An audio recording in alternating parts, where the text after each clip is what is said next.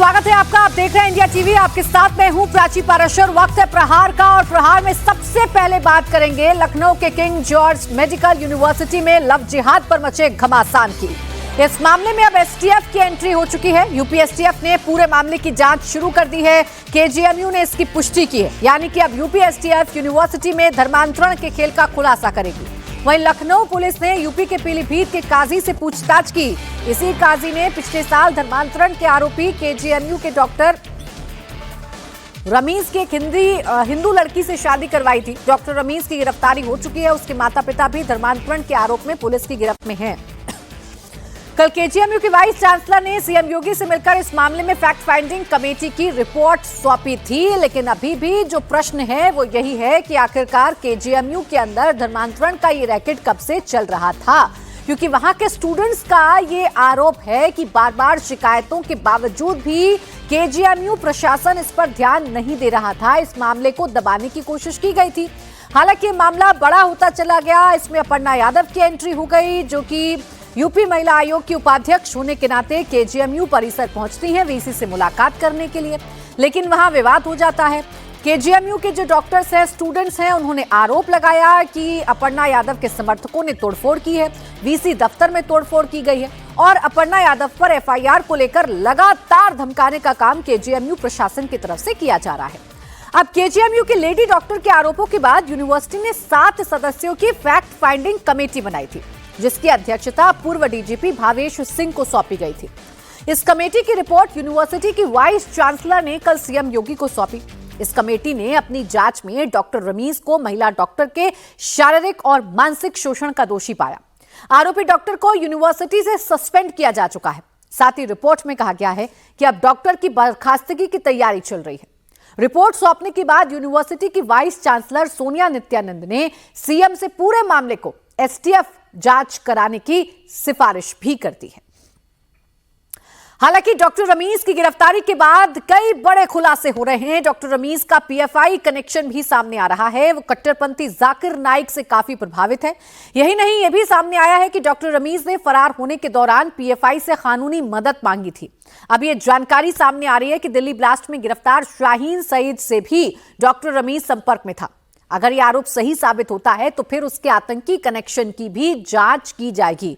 कुल मिलाकर डॉक्टर रमीज के कितने मददगार हैं, डॉक्टर रमीज कैसे पूरा का पूरा नेक्सस चला रहा था, कैसे रेडिकलाइज कर रहा था, क्योंकि कई लोगों ने तो ये तक आरोप लगाए कि लैब के अंदर नमाज पढ़वाई जा रही थी। पूरे मामले में लेटेस्ट अपडेट यह है कि डॉक्टर्स ने अपनी हड़ताल फिलहाल 24 घंटे के लिए टाल दी है। केजीएमयू में आज हड़ताल नहीं होगी। कल केजीएमयू की vice chancellor professor Sonia Nityanand CM Yogi से मिली थी। मुलाकात के बाद वीसी ने डॉक्टर्स से हड़ताल न करने की अपील की थी। इसी के बाद यूनिवर्सिटी के डॉक्टर्स, कर्मचारी और मेडिकल छात्रों की संयुक्त समिति ने कहा कि पुलिस को वो आज टाइम दे रहे हैं। पुलिस ने अगर आज अपर्णा यादव के खिलाफ एफआईआर दर्ज नहीं की तो 14 जनवरी को मेडिकल कॉलेज में हड़ताल रहेगी। इमरजेंसी के अलावा सभी ओपीडी सेवाएं बंद रखी जाएंगी। पूरा मामला क्या है ये मैं आपको बताती हूँ। पूरा मामला यूनिवर्सिटी के एक डॉक्टर रमीज से जुड़ा है, जिस पर यूनिवर्सिटी की ही छात्रा ने लव जिहाद का आरोप लगाया था। डॉक्टर रमीज पर एक्शन हो चुका है, वो पुलिस गिरफ्त में है, लेकिन यूपी महिला आयोग की उपाध्यक्ष अपर्णा यादव के समर्थकों के बवाल के बाद मामले ने तूल पकड़ लिया है। डॉक्टर जो हैं वो अपर्णा यादव पर एक्शन की मांग कर रहे हैं, अपर्णा यादव पर एफआईआर की मांग कर रहे हैं, जबकि अपर्णा यादव की तरफ से जो कहा गया है वो ये कि वो वीसी से मुलाकात करना चाहती थी, केजीएमयू प्रशासन से मुलाकात करना चाहती थी, लेकिन उनसे मुलाकात नहीं हो पाई और उनके साथ अभद्रता की गई, जिसके बाद केजीएमयू में माहौल थोड़ा सा गर्मा गया था। अब सच क्या है ये तो जांच के बाद ही पता चलेगा, लेकिन लव जिहाद का ये मामला, धर्मांतरण का ये मामला अब अपर्णा यादव के इर्द गिर्द घूम रहा है और केजीएमयू प्रशासन ये कह रहा है या वहां के डॉक्टर्स ये कह रहे हैं कि जब तक अपर्णा यादव की पर एफआईआर दर्ज नहीं होती है तब तक वो अपना काम नहीं करेंगे और उनका ये प्रदर्शन यूं ही जारी रहेगा। केजीएमयू की कमेटी अपर्णा यादव के खिलाफ एफआईआर की मांग कर रही है, तो वहीं अपर्णा यादव ने केजीएमयू की वीसी के खिलाफ मोर्चा खोल रखा है। पिछले शुक्रवार को अपर्णा यादव केजीएमयू की वाइस चांसलर से मिलने पहुंची थी, लेकिन इससे पहले ही माहौल बिगड़ गया था।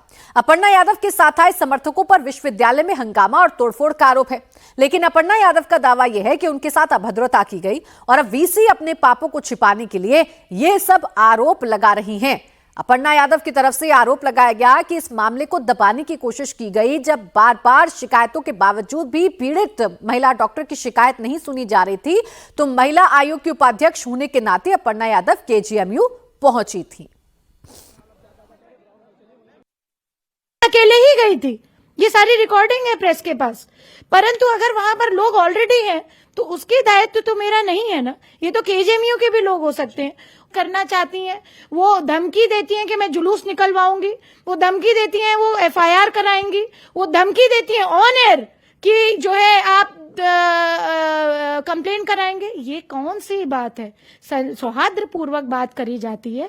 मैं सत्य के साथ हूं और अंतिम विजय मैं बताना चाहती हूं कि सत्य की ही होगी। मेरे ऊपर किसी प्रकार की लांछना लगाने से और मेरे ऊपर झूठे प्रयास करके कि जो है फलाने लोगों के साथ इतने लोग आए, उन्होंने तोड़फोड़ करी, कोई एक सबूत दे दे तोड़फोड़ का। मैं इस तरीके की बात अपने पापों को छुपाने के लिए वीसी महोदया ये सब ना करें। अपर्णा यादव कह रही है कि इस पूरे मामले को डाइवर्ट करने के लिए, अपनी गलती को छिपाने के लिए उन पर संगीन आरोप लगाए जा रहे हैं, उन पर तोड़फोड़ का आरोप लगाया जा रहा है। लेकिन ये मामला इतना बड़ा कैसे हो गया, ये मामला है क्या, ये मैं आपको बताती हूं। ये पूरा का पूरा मामला लव जिहाद और जबरन धर्मांतरण के मामले से जुड़ा हुआ है। केजीएमयू से एमडी पैथोलॉजी की पढ़ाई कर रही महिला डॉक्टर 17 दिसंबर को सुसाइड की कोशिश करती हैं। उसने डॉक्टर रमीज पर लव जिहाद में फंसाने और धर्मांतरण के लिए दबाव डालने का आरोप लगाया। जांच में सामने आया कि डॉक्टर रमीज पहले से ही शादीशुदा है। जांच के बाद यूनिवर्सिटी ने उसे सस्पेंड किया। पुलिस डॉक्टर रमीज को गिरफ्तार कर चुकी है। अब लव जिहाद मामले की यूपीएसटीएफ जांच कर रही है। वहीं यूनिवर्सिटी की वाइस चांसलर ने फैक्ट फाइंडिंग कमेटी की रिपोर्ट भी सीएम योगी को सौंप दी है। अपर्णा जी के यहां से दो कमी रह गई। एक तो उन्होंने पहले से सूचना नहीं दी, दूसरी प्रेस कॉन्फ्रेंस यहां करने का कोई औचित्य नहीं था, तीसरा उनके इतने समर्थक यहाँ आए और उनके साथ ही मिलना जाना चाहती थी। इन्हीं वजहों से ऐसा हुआ। तो अगर एफआईआर नहीं होगी तो कल ओपीडी में काम नहीं होगा, मरीज परेशान। भाई अभी तो यही रेजोल्यूशन है, लेकिन हम लोग बातचीत कर रहे हैं और पूरी उम्मीद है मुझे कि हम इसको कल सुबह तक रिजॉल्व करने की पूरी कोशिश कर रहे हैं। रुचि कुमार मेरी सहयोगी इस वक्त जुड़ गई हैं हमारे साथ ज्यादा जानकारी के साथ। रुचि, आप समझाइए मामला है क्या? दोनों पक्ष अपनी अपनी कहानी बयां कर रहे हैं। अपर्णा यादव की माने तो वीसी अपनी गलती छिपाने के लिए उन पर आरोप लगा रही हैं, जबकि अगर केजीएमयू प्रशासन की माने तो अपर्णा यादव बिना सूचना के पहुंच गई थी, वहां जानबूझकर प्रेस कॉन्फ्रेंस करके माहौल खराब करना चाह रही थी। मामला है क्या?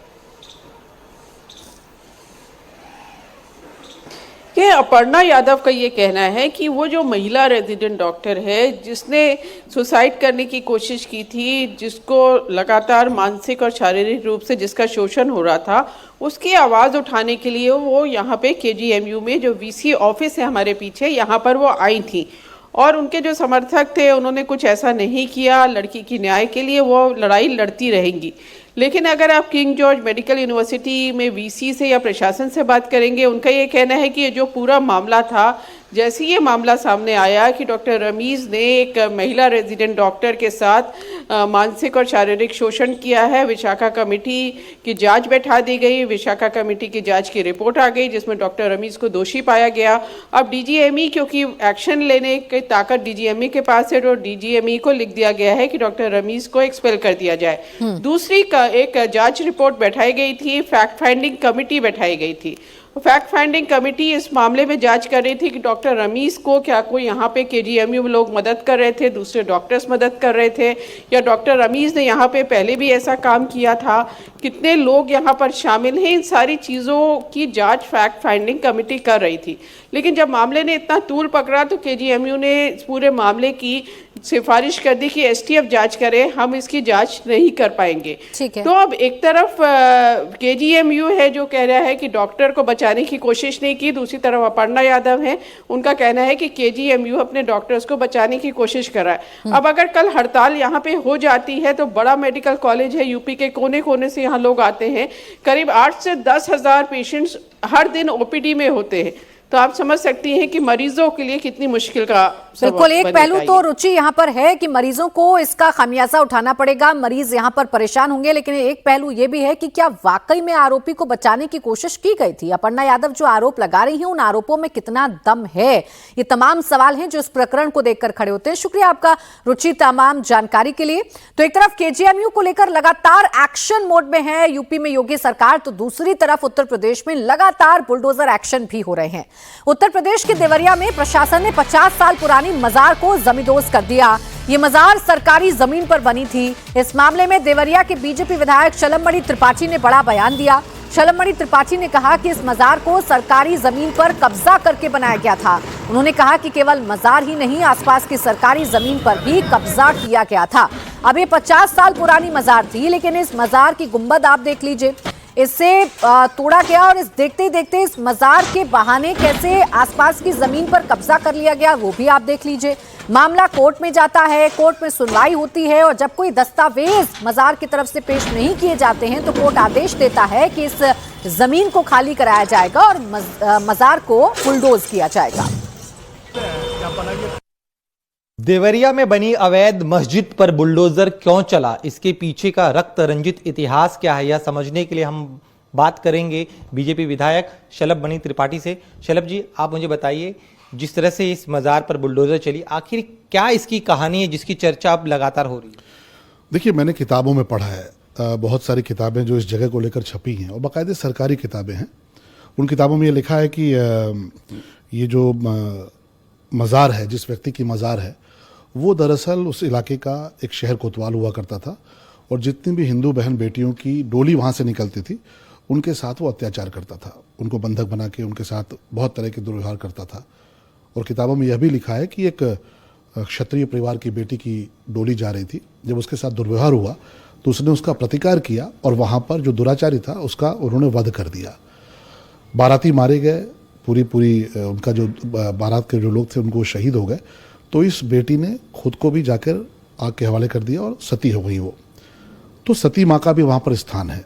और यह जो व्यक्ति है, आगे चल के कुछ लोगों ने 4 बांस खड़ा किया, एक हरी चादर तानी और करते करते इसको, इस जगह को काफ़ी आगे ले जाकर इसको एक मज़ार के तौर पे तब्दील कर दिया। और इस अवैध मज़ार की आड़ में आसपास की करोड़ों अरबों की जो संपत्ति थी, उस संपत्ति को उन्होंने अपने कब्जे में कर लिया।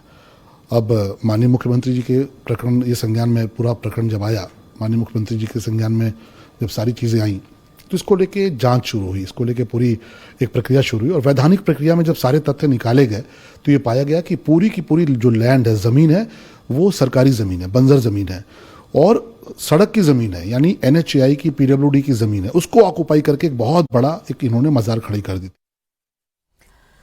और प्रहार में अब बात करेंगे महाराष्ट्र की, जहां निकाय चुनाव की जबरदस्त जंग चल रही है। 2 दिन बाद महाराष्ट्र में 29 नगर निगम के लिए वोटिंग होगी। आज शाम को निकाय चुनाव के लिए प्रचार का शोर थम जाएगा। सबकी नजर ठाकरे ब्रदर्स पर है, जो इस बार मिलकर चुनावी मैदान में ताल ठोक रहे हैं। ठाकरे ब्रदर्स की साख दाव पर है। महाराष्ट्र में निकाय चुनाव राज उद्धव की आगे की सियासी पारी को डिसाइड करने वाला होगा।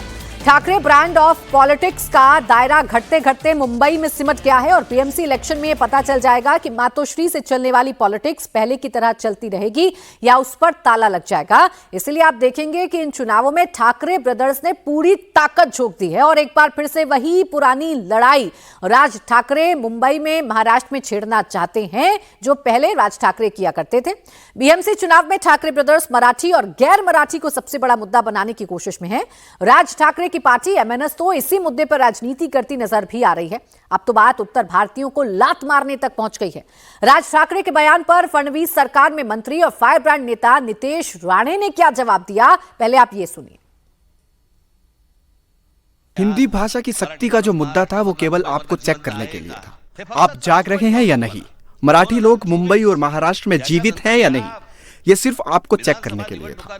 2024 विधानसभा के बाद पता नहीं इस सरकार को क्या हुआ, जो मन में आया वो करना शुरू कर दिया। मुझे आप लोगों को बताना है कि उत्तर प्रदेश और बिहार के लोग पहले इस बात को ठीक तरीके से समझ लें कि हिंदी उनकी भाषा भी नहीं है।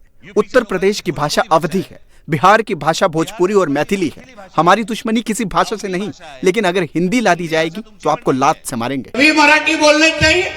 यहाँ बैठे हुए इमारत में हरे रंग के कितने लोग मराठी बोलते हैं, आप मेरे को बताइए। अगर हमारे हिंदू भाई मराठी बोल सकते हैं तो वो भी मराठी बोलना चाहिए ना। फिर मदरसा में भी मराठी सिखाना चाहिए, फिर उर्दू क्यों चाहिए? ये मराठी के नाम पे आप हिंदू भाइयों को, हिंदू समाज को उनको बांटना है, हिंदुओं के बीच में फूट डाल के इनका जो अब्बा पाकिस्तान में बैठा है ना, उसको इन लोग को खुश करना है। कुल मिलाकर यह कहा जा सकता है कि बीएमसी चुनाव में जीत दर्ज करने के लिए, अपनी खोई हुई जमीन वापस पाने के लिए राज और उद्धव मराठी अस्मिता को मुद्दा बना रहे हैं। हालांकि बीजेपी की तरफ से इस पर जबरदस्त पलटवार भी किया जा रहा है। नितेश राणे को आपने सुना, जिन्होंने कहा कि मुसलमानों को क्यों नहीं कहते हैं कि वो मराठी भाषा में बात करें। तो वहीं केंद्रीय मंत्री गिरिराज सिंह ने भी इस पर अटैक किया और कहा कि राज और उद्धव की मुस्लिम बहुल इलाकों में तो बोलती बंद हो जाती है, लेकिन हिंदुओं को भाषा के नाम पर बांटने की कोशिश करते हैं। जब दीपक बुझने लगता है तो उसकी लौ पूरा फड़फड़ाता है। अब ठाकरे बंधु का अंत होना है। ये जाए न किसी बॉम्बे के मुसलमानों को कहें कि मराठी में बोलो, वहां इनकी माहिम में इनकी बोली नहीं निकलती है। ये लोग हैं घर के शेर। मराठी और गैर मराठी का हिंदुओं में बांटने की कोशिश कर रहे हैं। वो जा करके मुस्लिम मालेगांव में चले जाए, माहिम में चले जाए और जाके मुसलमानों को कहे कि बोलो मराठी में, मारते मारते खदेड़ देगा। तो ये बोली मुसलमानों के ऊपर उनकी खुलती नहीं। मराठी हिंदुओं को बांटने की साजिश पाकिस्तान का काम कर रहे हैं। जो काम पाकिस्तान नहीं कर पाया वो काम ये लोग करना चाहते हैं। ठाकरे बंधु मुसलमानों के ऊपर सॉफ्ट और हिंदुओं को बांटो। देखिए, महाराष्ट्र के निकाय चुनाव में पाकिस्तान तक की एंट्री हो गई है। ऐसे में असदुद्दीन ओवैसी के छोटे भाई अकबरुद्दीन ओवैसी क्यों पीछे रहे? वो भी निकाय चुनाव के लिए जबरदस्त प्रचार कर रहे हैं। अकबरुद्दीन उसी भड़काऊ पिच पर बात कर रहे हैं जिससे वो मुस्लिम वोट अपनी पार्टी के लिए खींचते हैं। धुले की रैली में अकबरुद्दीन ओवैसी ने बीजेपी पर जबरदस्त अटैक किया। क्या कहा उन्होंने, एक बार कैसे फिर से वही टेप ऑन की जिसमें ओवैसी ये बताते हैं कि देश के मुसलमानों के साथ जुल्म हो रहा है। आपको सुनवाते हैं। अरे ये लोग हर महाज पे नाकाम, और जब नाकाम होते ना तो बस हिंदू मुसलमान, हिंदू मुसलमान, हिंदू मुसलमान। ऐ नरेंद्र मोदी, ऐ मोदी भक्तों, ऐ गौ रक्षकों, सुन लो, सुन लो। तुम मुझ पर जुल्म कर रहे हैं ना, मेरे बस्तियों पे बुलडोजर चला के, मेरी अज़ा को रुका के, मेरे बच्ची का हिजाब खींच के, मेरे लव जिहाद के नाम पर मार के, मॉब लिंचिंग करके तुम मेरी इज्जतों को लूट कर जश्न मना रहे हो। सुन ले मोदी, ऐ जालिम सुन ले, चाहे तू कितना भी जुल्म कर ले, ऐ जालिम तू थक जाएगा लेकिन हिंदुस्तान का मुसलमान नहीं थकेगा। तो निकाय चुनाव में सिर्फ सियासी बयानबाजी नहीं हो रही, हिंदू मुसलमान या पाकिस्तान की बात नहीं हो रही, बल्कि अब इस चुनाव में हाथापाई और मारपीट की नौबत आ गई है। जहां कल्याण डोंबिवली इलाके में एकनाथ शिंदे और बीजेपी समर्थक आपस में भिड़ गए। पैसे बांटने के आरोप में दोनों पक्षों के बीच पहले बहस हुई और फिर जमकर मारपीट हो गई। बीजेपी कैंडिडेट के पति मारपीट में घायल हुए हैं। वहीं बीजेपी की तरफ से शिंदे समर्थक पर मारपीट का आरोप लगा है। तो ये अजब गजब खेल महाराष्ट्र में ही चल रहा है। कहने को दोनों सरकार में हैं, कहने को शिंदे और बीजेपी ने मिलकर सरकार बनाई है, लेकिन जब बीएमसी चुनाव में अपने अपने अस्तित्व को खोजने की बात आई तो दोनों आमने सामने आकर खड़े हो गए हैं। और जब सियासी बयानबाजी से बात नहीं चलती है तो मारपीट की नौबत आ जाती है। और अब बात एक बार बांग्लादेश की फिर कर लेंगे, जहां एक हिंदू की हत्या के बाद सनसनी फैल गई है। चटगांव के दागौन भुयान इलाके में कट्टरपंथियों ने 28 साल के ऑटो रिक्शा चालक समीर दास को मार डाला। इसके बाद समीर दास का रिक्शा छीन लिया गया। समीर दास को इस्लामिक ग्रुप रंगदारी देने के लिए धमका रहे थे। जब समीर दास ने उनकी बात नहीं मानी तो 11 जनवरी की रात को कट्टरपंथियों ने समीर दास को घेर लिया और उसकी हत्या कर दी। समीर अपने बुजुर्ग माता पिता का इकलौता सहारा था, जिसे कट्टरपंथियों ने मौत के घाट उतार दिया। और ये सिर्फ समीर की कहानी नहीं, बल्कि 25 दिन में 8 मर्डर की दास्तां ये तस्वीरें बयां कर रही हैं। कसूर सिर्फ इतना है कि कट्टरपंथियों के निशाने पर सिर्फ हिंदू हैं और हिंदुओं को ही मौत के घाट उतारा जा रहा है, उनकी संपत्तियों को लूटा जा रहा है। लेकिन इन सब के बीच यूनुस सरकार खामोश है, पूरी तरीके से यूनुस सरकार फेल हो गई है। बांग्लादेश में पिछले कुछ दिनों में कई और हिंदू युवकों और व्यापारियों को निशाना बनाया गया, जिसके बाद अल्पसंख्यकों की सुरक्षा को लेकर यूनुस सरकार सवालों के घेरे में है। सबसे पहले दीपू दास चंद्र नाम के एक हिंदू की मारपीट कर हत्या कर दी गई। उसके बाद 24 दिसंबर को अमृत मंडल को मार डाला। मेमन सिंह जिले में ब्रजेंद्र बिस्वास नाम के हिंदू युवक को उसके साथी गार्ड ने गोली मार दी। वहीं हिंदू कारोबारी खोकन दास नाम के शख्स को भीड़ ने जला दिया। इन घटनाओं के बीच 5 जनवरी को राणा प्रताप बैरागी और मुनि चक्रवर्ती की हत्या की गई। 8 जनवरी को 19 साल के युवक जॉय को मारा गया। तो अब दागन भुइयां में 28 साल के युवक समीर कुमार दास की बेरहमी से हत्या कर दी गई।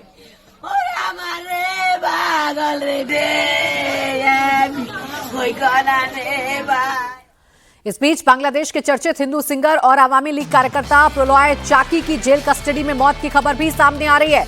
बड़ी खबर यह है कि चाकी के परिवार ने आरोप लगाया है कि जेल में लापरवाही और समय पर मेडिकल इलाज न मिलने की वजह से उनकी मौत हो गई। चाकी केवल राजनीतिक कार्यकर्ता ही नहीं थे, बांग्लादेश की सांस्कृतिक और संगीत जगत के जाने माने चेहरा थे।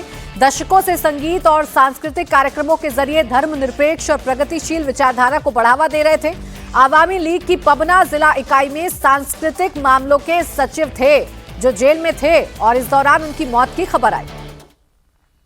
एक और बड़ी खबर आपको बता देते हैं। Army chief general Upendra Dwivedi ने पाकिस्तान को एक बार फिर से चेतावनी दी है। सेना प्रमुख ने एनुअल प्रेस कॉन्फ्रेंस के दौरान कहा कि ऑपरेशन सिंदूर अभी जारी है और भविष्य में किसी दुस्साहस का मुंहतोड़ जवाब दिया जाएगा। आर्मी चीफ ने कहा कि सेना ने इस दौरान पाकिस्तान के 9 में 60 ठिकानों को ध्वस्त किया था। Op Sindoor was conceptualized and executed with precision.